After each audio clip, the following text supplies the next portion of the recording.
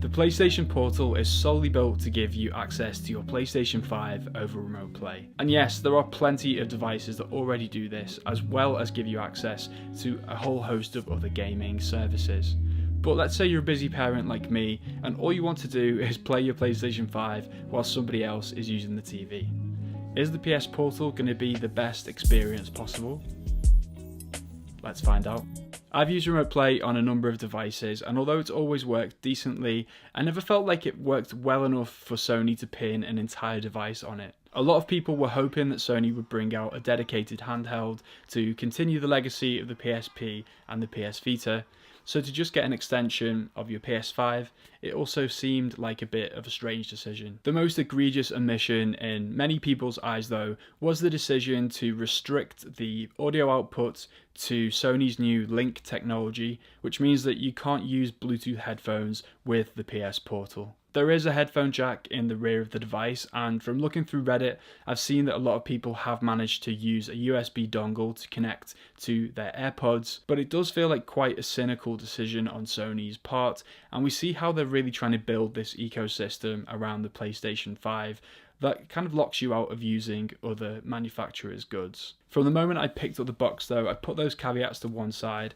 and decided to go into this with an open mind. And opening up that box, I really did feel this sense of excitement that this was a brand new piece of PlayStation hardware. You can tell that it is a really premium and well-crafted product. Sony have slapped an 8-inch LCD monitor right in the middle of a DualSense controller, and it's a bit like Frankenstein's monster at first, but when you're actually holding it in your hands, you realise how much more comfortable this is than a traditional handheld like a Switch or a Steam Deck. It's a little bit lighter than something like a Steam Deck as well, so you can hold it in bed much more comfortably, and the fact that the controller does actually protrude from the LCD itself, it means that you can even hold it in one hand if you need to pick something up while you are playing it. Super practical for parents. The device itself isn't actually as wide as I thought it looked on other people's videos, and I feel like it's actually quite a decent distance between your hands, so you're not putting too much strain on your shoulders when playing at kind of a tighter angle for a long period of time. And at the end of the day, this really is just a DualSense controller, so you have all those amazing haptic and rumble features, as well as a huge LCD display that you can use anywhere around the house. Apart from the analog sticks, which seem a little reduced compared to the main DualSense, all of the other buttons are pretty much exactly the same from what I can tell, and that's going to really help with consistency when going from one kind of controller to the other. But let's talk about that display because it really is the hero of the PS Portal. At 8 inches, it's just a little bit larger than my Steam Deck, but it gets a hell of a lot brighter. It runs in 1080p compared to other systems which are locked at 720p, and it's incredibly vibrant. It does only run up to 60Hz, which is definitely a consideration, but the colours on this look really beautiful. Everything is crisp, and I'm so impressed by the quality of these games considering it's just running through remote play. Another thing I'm really happy about is that the screen itself seems very resistant to fingerprints, which is important because the touch controls on the PlayStation 5 will be accessed through tapping on the screen itself, and they're quite well positioned next to the thumbsticks, so you don't have to take your hand off the controller to actually operate them. The screen is, however, quite reflective. You can see compared to my Steam Deck, which does have that nano texture glass on it, that it is picking up a lot more reflections, but if you're just holding the PlayStation Portal in front of you and playing it around the house, that's not the biggest problem. And really important, if you are playing the PS Portal in bed, the brightness is going to dip down to a really low level. It's not going to disturb anybody who's sharing your bed with you. And my favourite feature of all is that you can put the Portal to sleep, at least briefly, come back to it a few minutes later and pick up straight away where you left it, which is not always guaranteed with a lot of the other remote play systems. When it comes down to it, this is the huge advantage of using the PlayStation Portal. The gaming experience is as seamless as you could possibly get with a remote play device. You definitely do need good Wi-Fi, and I've got my PlayStation plugged into my router with an Ethernet cable, but the UK is not blessed with brilliant Wi-Fi speeds, and I've definitely noticed that playing at certain times of the day gets a much smoother experience than others. It's definitely going to be impacted by peak hours, and if you are downloading anything using the PlayStation 5 like an update, that's going to slow down remote play as well. and cause some jittering from time to time and a few strange artifacts on the screen. But all in all, I've been able to get through 3 or 4 hours of Spider-Man 2 in an absolutely beautiful experience. And just being able to lean back and watch those cinematic cutscenes unravel in bed, honestly, it feels like such an amazing experience. The input lag is there, but negligible, and you could even get through some busy fight scenes on Spider-Man 2 without much problems. And from booting up the PlayStation, sometimes within seconds, diving into these games and having a wonderful experience, it really has exceeded my expectations for what this device could do. The big question is, if you already own one of those other devices that can support remote play, is the PlayStation Portal going to be worth it? The main comparison that people are going to make will be with the Backbone 1 controller, which even comes with a PlayStation aesthetic and plugs directly into your phone to give you access to everything from Apple Arcade or Google Play Store games to Game Pass Ultimate and of course remote play. All of that for half the price of the PlayStation Portal. About £100 here in the UK. Now, I wasn't 100% convinced by the Backbone 1 when I tested it out for this channel. It didn't feel anywhere near as comfortable to use as the PlayStation Portal. I can understand the appeal of slinging it in your bag and using it with your phone whenever you have a spare minute to play some games. But I always feel like I need my phone to be responsive, especially as someone who has a young child, and I don't really want to run down the battery of my phone unnecessarily either. Now, if you've got an iPad laying around, then you can simply connect your DualSense controller to that and play games on a much bigger screen. But you have to remember it is only going to output in 720p, and on a bigger screen you might notice that. And also there is a lot more input lag, which is going to give you a diminished experience. The main issue though with the iPad is that you've got to put it somewhere. Most people aren't going to want to balance it on their knee, so you're going to have it on your bedside table or somewhere around the house. And if you do have kids, it's just a prime target for them to go and snatch off and put on Bluey before you even know it. Really, the biggest crossover is going to come with something like a Steam Deck, which comes in that compact handheld gaming format and bizarrely gives you access to even more PlayStation titles from the past, including the PSP and the PS Vita if you want to get into emulation. Now, I'm a big fan of the Steam Deck and I even put on a white D-brand skin to make it feel more like the PlayStation when I was playing remote play. But getting remote play up and running on the Steam Deck is going to be a lot more fiddly. You'll have to run around in the desktop mode to get an app called Chiaki up and running, and even then you'll have to hunt for some custom controller profiles to make sure you can even use the PlayStation button and the touchpad as expected, which is actually pretty problematic in some games like Spider-Man 2. The Steam Deck also runs at 720p and is a lot more glitchy in my experience than the PlayStation Portal, even though I've only had it for a couple of days and that may well change. The difference in quality between the PS Portal and the Steam Deck is definitely there. Yes, it does only give you access to remote play, but if the PlayStation 5 is your only console, then that doesn't really matter. For those people who just want to enjoy or even get a chance to use their PlayStation 5, then the PlayStation Portal is a surprisingly impressive little device. While Sony's new remote play controller has reawakened my love for the PlayStation 5, for others, it's been a complete disaster. So why is the PlayStation Portal so polarizing? Let's start with my experience and why I think it's actually gotten better over the past 2 weeks. Whether the PlayStation Portal has optimized itself for my Wi-Fi setup, or I've intuitively gotten better at predicting which locations around my house it will perform at its optimum, it really has become a seamless gaming experience within the bounds of my own home. There are people whose Wi-Fi connections have simply not worked with the PlayStation Portal, and I completely empathize with you. I would be furious as well, and I don't blame you for sending it back. Sony have already pushed out a software update which they say is going to bring more stability to people's connections. Hopefully that means they've had a good period of time to analyze the connection across a whole range of different networks and are able to bring stability to more users.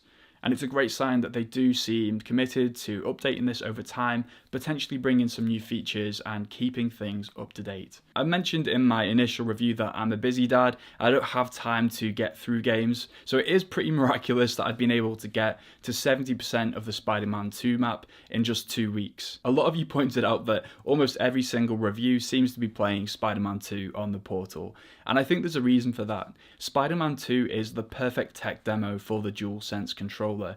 The way that it actually makes use of haptic feedback and those adaptive triggers, it just makes a brilliant gaming experience. And that's even more immersive when you're playing this on the PlayStation Portal, which is of course basically just a DualSense with a screen in the middle. This is the main reason that the PlayStation Portal is so much better than other remote play options out there. And I really would urge you to refrain from judgment until you've held it in your hands and experienced how immersive this is for yourself. The DualSense layout makes the PlayStation Portal incredibly comfortable too, but because the screen rests on a raised surface and isn't protected by the rest of the body like other handhelds, it does feel very fragile. I know I'm not the only one who wishes Sony had shipped a case with this device, but at least some screen protectors have come out now, and I installed one the other day with some nice little cutouts for the analog triggers that really is a perfect protection for at least the screen of my PlayStation Portal. And that screen is really worth protecting.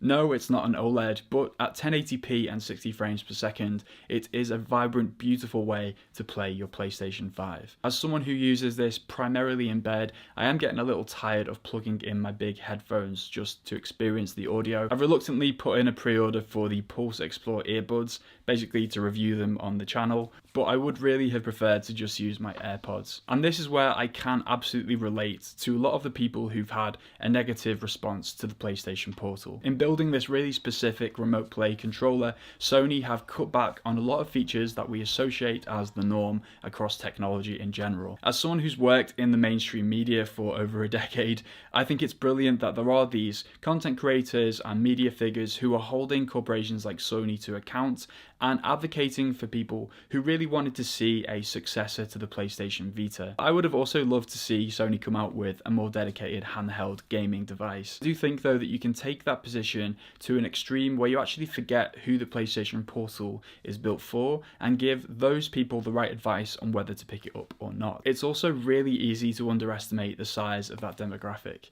I've seen people in my comments saying this is a super narrow audience, but trust me, there are a lot more parent gamers out there than PlayStation Vita aficionados. It's not to be confrontational, there's no point in pitting these two groups against each other, but it is worth accepting that parent gamers are people that often have a lot of exposable income, enough to buy a PlayStation 5 in the first place, and very little time in which to actually use it. And look, I know a lot of people can intellectually understand this, but until you've had kids, it's absolutely impossible to understand what parents actually go through on a day-to-day basis. I personally spend 95% of my time working a day job and trying to be the best father and husband I can possibly be. The time I spend with my son brings me more joy than I can possibly express.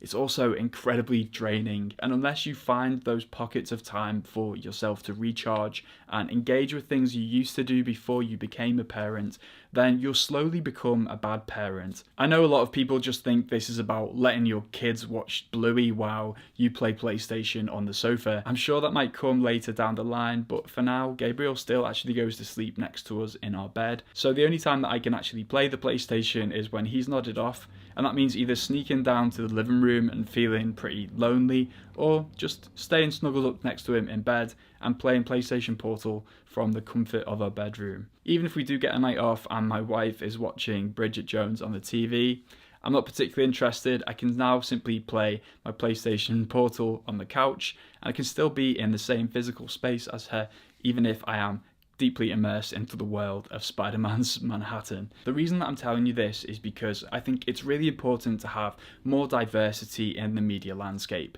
And I've definitely noticed that a lot of tech reviewers that maybe are a little bit older than the gamer reviewers that already have families, like your average consumer, for example, have pointed out a lot of these benefits as a parent gamer. And that's also why I think organisations like IGN and The Verge have been a little bit more favourable to the PlayStation Portal than people may have expected. Ultimately, those are people who have steady jobs at a big organisation, can probably afford to become parents a bit earlier, and have experiences that are able to bring to light in their journalism. The sheer convenience of the PlayStation Portal is also why a lot of parents will like this compared to something like the Backbone or the Steam Deck. I'm a big fan of the Steam Deck, but not a lot of parents will have the patience to dig into the desktop mode, figure out how Sharky works, and then get it all set up before hoping that the Steam Deck doesn't crash when they open up the apps. Honestly, I'm beginning to think that my Steam Deck might have a problem with it because it's now just started crashing immediately as soon as I boot up games like Dredge and Baldur's Gate 3. So I'm actually going through the RMA process. So whether the Steam Deck is a great option for you or not, I think it's impossible to deny that there are some quality control issues across all of the devices, and troubleshooting that can be incredibly frustrating if you've only got a window of 2 or 3 hours to actually get some gaming done. I'm also not sure the PlayStation Portal is as expensive as people are making it out. People keep comparing this to the Backbone 1 and pointing out that for £100 you can have a controller which gives you access to remote play. But one thing they conveniently leave out is the fact that Backbone also have an annual subscription of about £57 if you want to maintain full access to their app. Honestly, I don't know if anyone's paying for this subscription because you certainly don't need it, and a lot of the features don't seem worth paying for. But I bet there are a lot of people who sign up to the free trial and then forget about it a year later and suddenly end up with a recurring payment of £57 for a service that they never use. And to me, that is the best example of profiteering that anybody could give, and at least Sony aren't doing that, at least not with the PlayStation Portal directly. The other thing is that you are getting all those DualSense controls, and for me that is worth twice the price. One of the many curiosities about the PlayStation Portal was that it doesn't actually come with Bluetooth, and if you want to have a wireless audio experience, you're going to have to connect to a pair of headphones that support Sony's proprietary protocol, Link. The Pulse Explore wireless earbuds are the first product we've seen to take advantage of this new technology. Alongside that, Sony have included some other impressive technology in these earbuds, namely planar magnetic drivers, which you'll usually find in much higher end headphones, and Sony claims they'll enable you to make the most of its 3D audio and experience games as the developers intended. If you were to just pick up the Pulse Explore earbuds without knowing all of that though, you could be forgiven for mistaking them for a much less advanced kind of technology. Because in order to keep the price point down, Sony has had to omit a lot of other features that we associate with higher end earbuds. We'll talk through all those little details as we go through the experience in general, but the first thing that really alarmed me was that this Link technology didn't even seem to work straight out of the box. While I was able to get the Explorers connected to my iPhone via Bluetooth, over a day and a half of struggling later, I eventually got my earbuds to connect to the PlayStation Portal, considering the main reason I bought them in the first place was to have a more comfortable gaming experience on my Portal, which I've been using a lot more regularly than I expected. I was pretty annoyed that it took so long to get them connected, and it's just one example of how this Link technology doesn't quite seem to be as mature as I was hoping it would be. It sounds simple, but even just little touches like the fact you have to have your PlayStation Portal on and connected to your PlayStation 5 before you can actually put in your earbuds and get them to connect. It just means that when I'm playing in bed, I have to make sure the Portal is on mute before I connect to the PlayStation. Then I can put my earphones in and then I can bump up the volume to the desired range, rather than just having them in straight away, booting up the Portal and then being sure that I'm not going to disturb anybody who's sleeping next to me. The PlayStation Portal is also the only device that has a built-in connection to Link, which I think seems like a real missed opportunity considering the PlayStation Slim came out so recently. And if you do want to connect to your PlayStation 5, you'll need to make use of the Link dongle that comes included in your PlayStation Pulse Explore box. It's in the form of a mini thumbstick that you can plug into the USB-A port of your PlayStation 5 or any other computing device you want to use to make the most of the Link protocol. You can connect up to 6 of these with your earbuds if you want to make the most out of that lossless and minimal lag audio. However, cycling through those devices isn't quite as convenient as Sony would have you believe. It took me way too long to realise that the thumbstick itself is an actual button, so you have to press it into the connection, and then also click on the headphones themselves in order to actually move through pairings. So you do have to get up off the couch if you want to switch from your PlayStation Portal to the PlayStation 5. And it does seem to have a decent range, because on that day where I couldn't connect to the Portal, I was able to go all the way upstairs and continue streaming audio from my PlayStation 5 while playing the actual game on my Portal. However, anytime you have to engage with the buttons on the earbuds themselves, you're reminded of that corner cutting which has produced a product which just doesn't feel as premium as the rest of the PlayStation 5 lineup.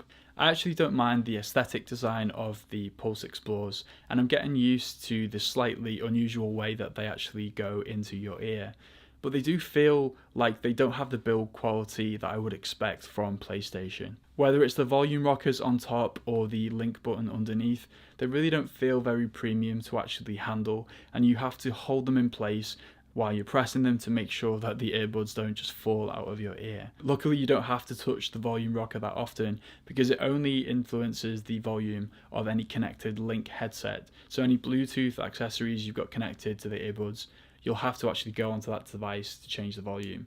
And I think they've put this in place because, to their credit, they've actually made a way of being able to use Bluetooth and link at the same time. So you can listen to a podcast or take a phone call while you're playing a certain kind of game and listen to both audio sources at the same time. So in that situation, the volume rocker on the earbud is going to influence your PlayStation Portal, while you'll have to go onto your phone to, change the volume there. In the box, you get 4 tip options, and luckily for me, I feel like I do have a size tip that really does fit me very well. Gives me a good seal and gives me good sound quality coming through. But I do know from looking through all the Reddit threads that there are people who've struggled to get a good fit with one of the built-in ear tips and have been looking at third parties to actually get the seal that they've wanted. I do think it's a shame that they've only included 4 different options, and that the material they've used feels a little bit cheap and plasticky and definitely picks up quite a bit of earwax. However, I would say that these are a fairly light and comfortable pair of earbuds to wear. If you are wearing them in bed and you want to roll onto your side with your head against the pillow, you're definitely going to be able to do that without them pushing into your ear or creating too much discomfort. One big disappointment is that I can't find a water resistance certification for these earbuds. So if you were thinking about taking them out and about and actually exploring with them, as the name suggests, you might not want to do it in rainy weather. In terms of that kind of portability as well, it's also good to look at the case, and you can see that it is pretty much twice the size of an AirPods case. And it's also a bit of a conspicuous shape, so I don't necessarily think you want this in your pocket all the time, but it's actually not as big as something like the Powerbeats Pro. But okay, I'm willing to put aside some of those build quality issues if the plain non-magnetic drivers actually do their job and give me a really premium sound experience when I'm playing my PlayStation. Reviewing audio performance is always going to be really subjective, but at least in theory, those plain non-magnetic drivers are in there to give you a real depth of sound with a lot of detail, so that you can hear all the little minutiae of the audio design that have been put into games by sound designers. Playing through a game like God of War Ragnarok, which balances these huge cinematic moments alongside smaller moments of reflection where you really want to hear the subtleties of the environment you're in, and then a lot of dialogue throughout, it really has been an incredibly immersive experience, and I've felt so part of this world that I am traveling through as Kratos. I've also been playing through Journey, which I constantly return to whenever I need a bit of a mental break, and I'm hearing sounds that I've never heard before just because of how detailed that audio is.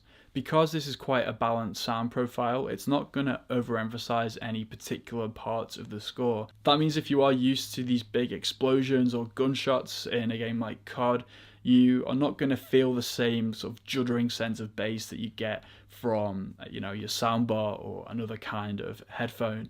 But that's not really what these headphones are intended to produce. They are intended to give you the music, the audio track, as the sound designers really intended, and give you that big, broader spectrum with a lot of detail for people who want to really listen closely and get very sucked into the game they're playing. This sound profile means that it's not going to appeal to everybody in terms of music playback. Whatever kind of music you like listening to, it's a natural tendency to be drawn towards those lower frequencies in a piece of music. And that's why a lot of the really popular headphones out there do really emphasize the bass, but that's not necessarily how the artists always intended that piece of music to be heard. And I find that the Pulse Explorers are much closer to more like reference headphones that I've used when editing videos than they are to something like AirPods or Beats headphones. You'll definitely still get quite a decent bass coming through, but you'll hear it in a different way. Be able to kind of hear the twang or the thud and discern kind of how that instrument was played in a much better way. You'll also get a lot more detail across the spectrum of a track. I've been listening to everything from K-pop to Radiohead, quite a bit of grime, and these are completely different styles of music, but I've been able to appreciate them in a new way by listening to them through these headphones, especially because the vocal tracks will kind of come through in a lot more detail. And that's particularly noticeable if you're listening to something like K-pop, which layers a lot of high-pitched vocals on top of itself. I've been able to hear quite a lot of subtle backing vocals in songs by the likes of New Jeans or Les Seraphim, which I haven't been able to detect before. And in Radiohead, I really get a sense of the kind of trill of some of the guitar moments and the way that the guitars have actually been set up. The funny thing is that this doesn't sound good to everybody. Some people don't really want to sit there and track individual instruments through a song and get interested in the audio that way. I mean, I play guitar, I'm interested in kind of music production, and that interests me.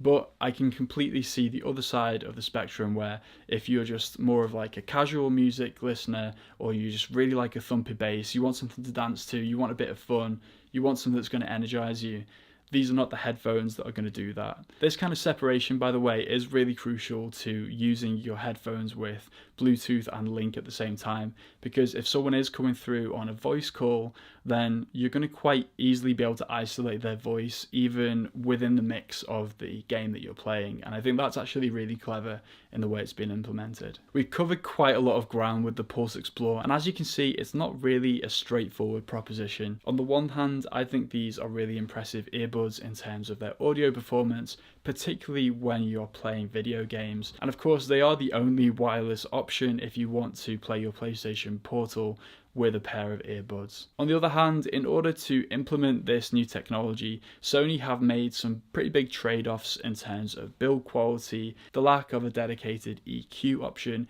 is really going to limit you if you don't like that sound profile, and ultimately these are a pretty expensive addition to what is already quite an expensive accessory. If you really want a set of wireless earbuds for your PlayStation Portal, then these are the only option, and I'm not actually disappointed that I picked them up.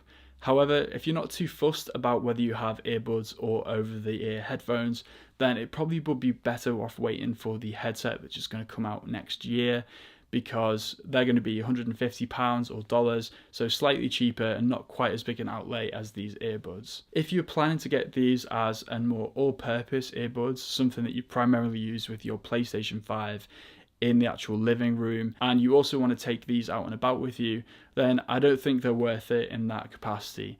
Basically because there are already lots of headphones that you can connect to your PlayStation 5 itself, and then things like the slightly lacking battery life and complete lack of confidence that you will have in its ability to resist water. And of course, it is a bit of a gamble as to whether you'll actually like the sound profile on these earbuds for music. At its best, the Pulse Elite headset delivers an immersive gaming experience with audio reproduction so good you'll identify sounds you've never heard before, even in games you're familiar with. But just like the Pulse Explorers released in 2023, some unnecessary design choices can abruptly pull you back into the real world. The Pulse Elite is the first gaming headset to fully incorporate PlayStation's proprietary Link protocol. This is essentially Sony's version of Bluetooth, which aims to provide lower latency for gamers. Currently, the only gaming system that supports Link technology natively is the PlayStation Portal, and it's a little bit weird that the Pulse Elites were actually announced alongside the Portal and the Pulse Explorers,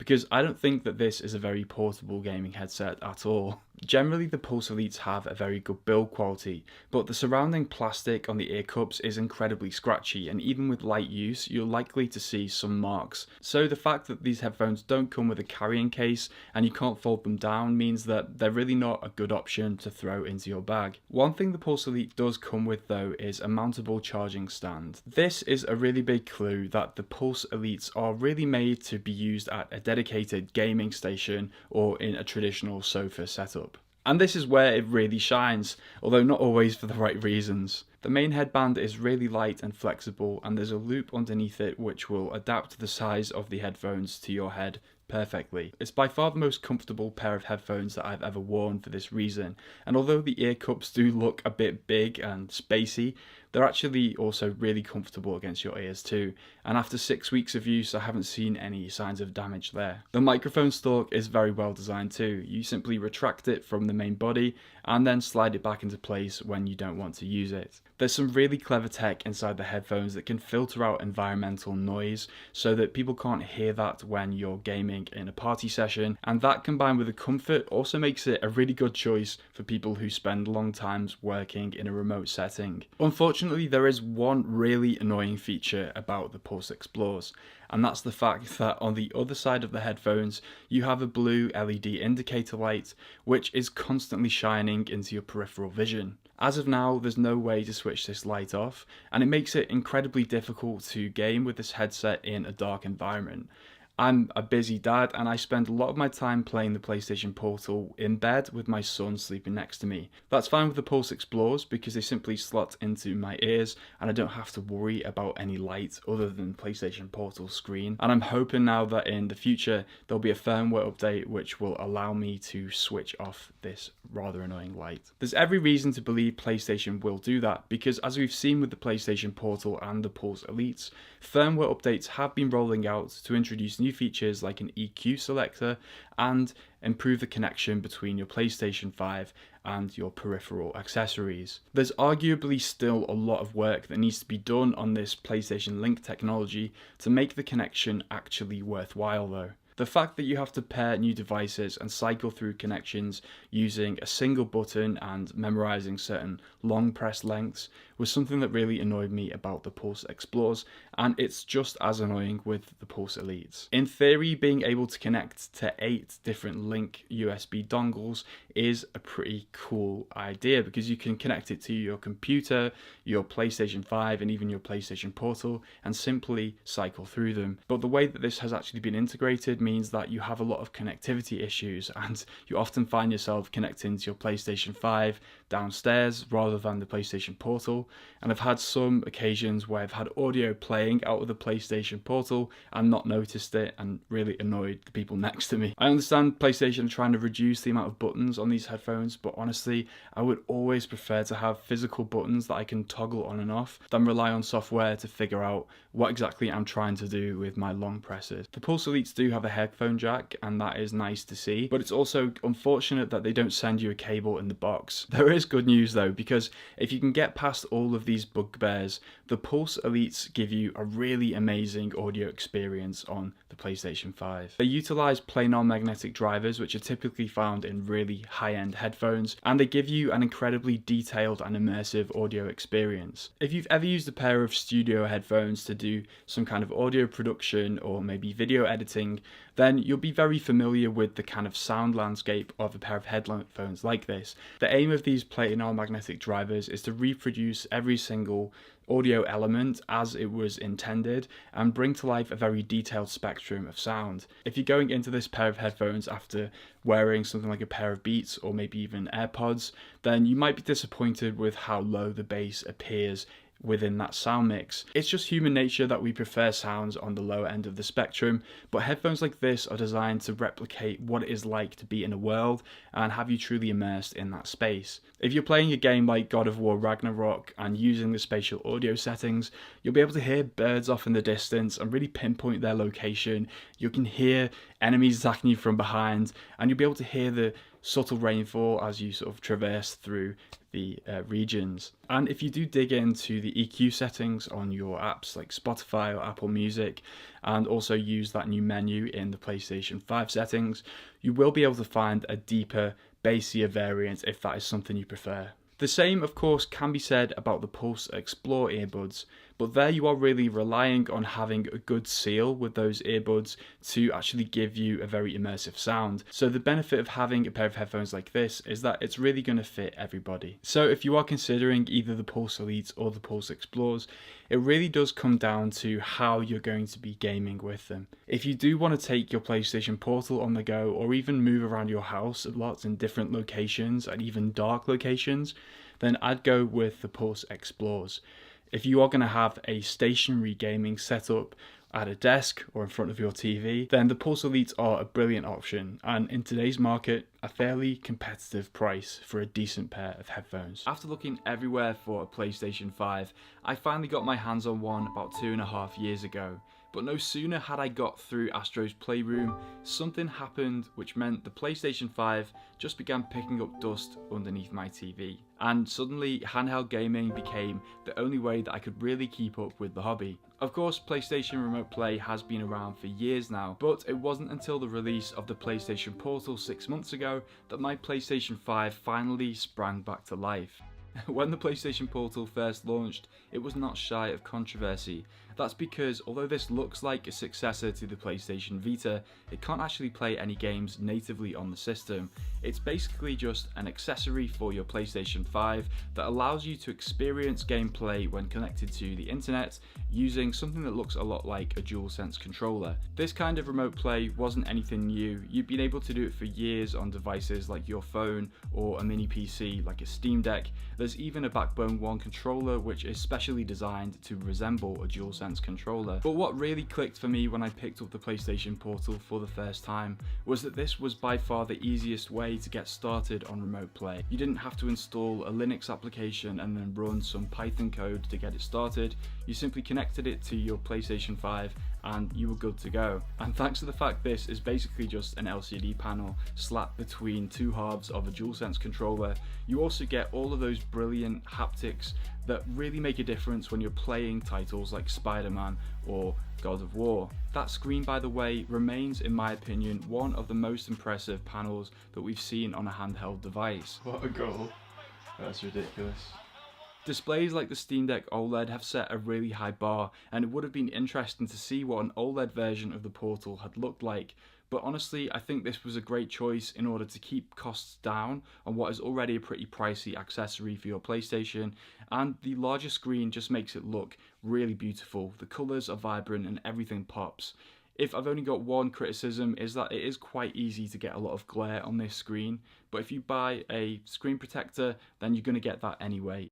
One very fair criticism of the PlayStation Portal is that upon launch it didn't work incredibly smoothly across everybody's internet connections. Particularly those who were using a mesh network experienced a lot of lag and latency within the first couple of weeks. I'm very lucky in that I never really experienced a huge amount of lag. It definitely comes into play when the battery is dipping and when I'm in spots that are quite far away from the main router of my house. But even after switching providers from Sky over to UFiber here in the UK and moving from that Sky router to an Amazon Aero hub, I've experienced very little problems so far. This is in part because PlayStation have done a really good job at continually updating the Portal. In fact, the latest update went out a week or two ago just to tweak performance for certain internet networks. There have also been updates like the ability to set an EQ on the companion headphones, the Pulse Elite and the Pulse Explore, which give me a lot of confidence that PlayStation is continuing to support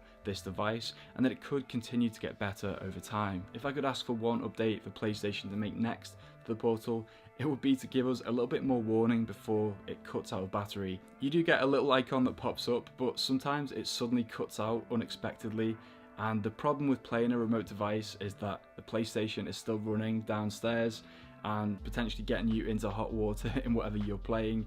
I would really like some kind of feature that gave you a proper indication that the battery was about to shut off, with the option to pause your gameplay so that you can go and switch off the PlayStation properly wherever it's stowed. But that's another cool thing about the Portal. Because it's so similar in feel and design to a DualSense controller, when you do switch between devices from a living room to a handheld setup and vice versa, everything feels very familiar. You don't have to rewire the buttons in your muscle memory, which as I'm getting older is a lot more difficult for me to do. And so this has been the ultimate momentum carrier for PlayStation titles, and without it I definitely would not have had the time or the opportunity to get through games like God of War Ragnarok and complete the entire map on Spider-Man 2.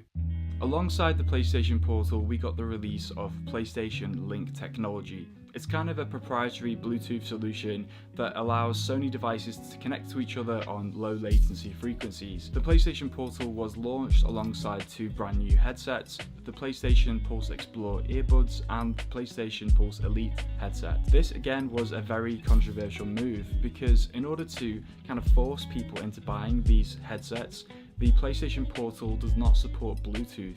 So if you don't want to use a wired connection, you will have to pick up something like the Pulse Explores in order to truly make the most of its audio on the go. This kind of first party lock-in is not something I or anybody particularly wants of any company, but I would have less problem with that if PlayStation Link actually worked as it was advertised. On both the Pulse Explorer and the Pulse Elites, I had very many connection issues that made it really difficult to actually get the headphones connected to the PlayStation Portal. Often I have to completely reset my Portal so that it can engage in a new connection with the PlayStation Link. While both the Pulse Elites and the Pulse Explorers come with planar magnetic drivers that give you a really great detailed audio spectrum with brilliant spatial audio capabilities, without perfect fitting ear tips, the PlayStation Pulse Explorers lack bass and can be quite uncomfortable to wear because of their non-traditional form factor. The Pulse Elites on the other hand are much more comfortable, but there are some really annoying features like the fact that a blue LED indicator shines persistently as you're gaming, which makes it impossible to use them in a dark environment, and always has this little blue light appearing in your peripheral vision. I really hope that with some firmware updates, little problems like that can be avoided going forward, but had I not been testing them for this YouTube channel, I would have been pretty aggrieved to have spent £150 and £200 respectively to pick up either of these headphones.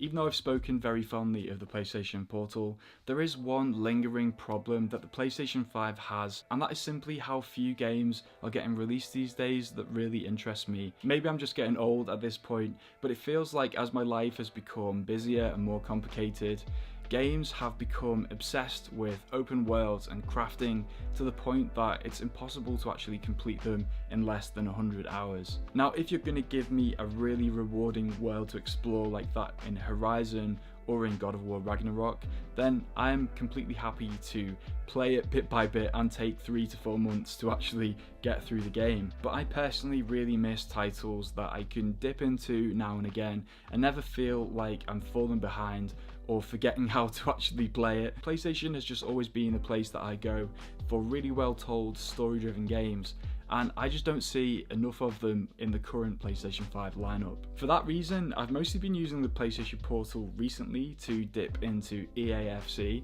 I'm not playing on Ultimate Team or anything like that because I really am not a fan of microtransactions, but playing some tournaments with Liverpool has been a nice way for me to reminisce about Jurgen Klopp as he leaves the club, and dipping into the DLC for God of War Ragnarok has been a nice way to keep my PlayStation 5 alive. But to be honest, because the PlayStation's library doesn't lend itself as well to handheld gaming, I'm often much more likely to pick up something like the Analog Pocket or the Nintendo Switch. The Analog Pocket is of course the extreme example there because the Game Boy games I've still got from my childhood were designed to be played in a handheld way. Because the Pocket has such a slim form factor, I can throw it into any bag and do a bit of grinding on my Pokemon Nuzlocke whenever I'm on the train. The Nintendo Switch has always just felt more like a handheld console to me. I've very rarely played it on the docked mode, and so I'm never shy of games I can find there which will be a great companion to me on a long journey. Neither of these systems rely on an internet connection, which is a big plus on the UK's rail network, and the Steam Deck is also a great companion for longer trips when I want a more powerful console while my parents are getting some quality time with Gabriel. For busy parents like me who just want access to their PlayStation 5 while their child is asleep or in the 1 or 2 hours they get free each evening, then the PlayStation Portal is a brilliant option. Consistent updates from Sony have made it much more resilient on different Wi-Fi networks, and the fact they keep on updating it adds a lot of optimism for the future of the system. At the same time, if you do want to branch out into other systems or explore a game library much wider than your PlayStation allows, especially in an offline setting, then the PlayStation Portal definitely isn't for you. Luckily, there are lots of other handheld devices out there that can maybe suit you a little bit better.